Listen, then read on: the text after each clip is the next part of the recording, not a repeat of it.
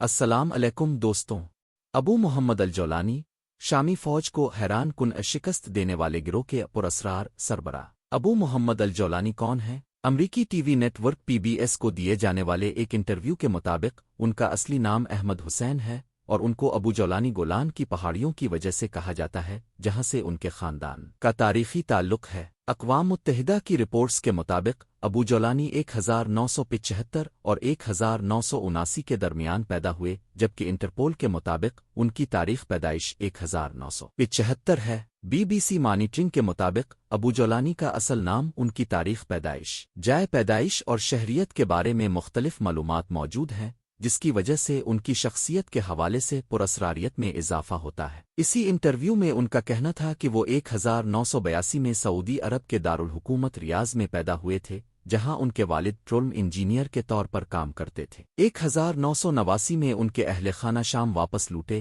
اور اس کے بعد ان کی پرورش دمشق کے قریب ہوئی۔ چند خبروں کے مطابق انہوں نے دمشق میں طب کی تعلیم حاصل کی، لیکن تیسرے سال کے دوران عراق میں القاعدہ میں اس وقت شمولیت اختیار کر لی جب امریکہ نے 2003 میں حملہ کیا۔ کہا جاتا ہے کہ وہ جلد ہی عراق میں القاعدہ کے سرگرم رہنما ابو مصعب الزرقاوی کے قریبی ساتھی بن گئے، لیکن 2006 میں الزرقاوی کی ہلاکت کے بعد لبنان منتقل ہو گئے، جہاں انہوں نے جند الشام نامی لبنانی عسکری گروہ کو تربیت فراہم کی۔ اس کے بعد ان کی عراق واپسی کی اطلاعات موجود ہیں، جہاں امریکی فوج نے انہیں گرفتار کیا اور کچھ عرصہ تک قید میں رہنے کے بعد جب 2008 میں ان کو رہائی ملی تو وہ نام نہاد دولت اسلامیہ میں شامل ہو گئے۔ کہا جاتا ہے کہ انہیں امریکی کیمپ بکا نامی قید خانے میں رکھا گیا تھا، جہاں ان کے نظریات پختہ ہوئے اور مستقبل میں بننے والی نام نہاد دولت اسلامیہ کے رہنماؤں سے تعلقات بھی استوار ہوئے۔ چند رپورٹس کے مطابق الجولانی اگست 2011 میں شام واپس لوٹے اور انہوں نے القاعدہ کی ایک شاخ کھولی جس کا مقصد صدر بشار الاسد کے خلاف جنگ تھا۔ تاہم ایک لبنانی اخبار نے دعویٰ کیا ہے کہ الجولانی حقیقت میں عراقی شہری ہیں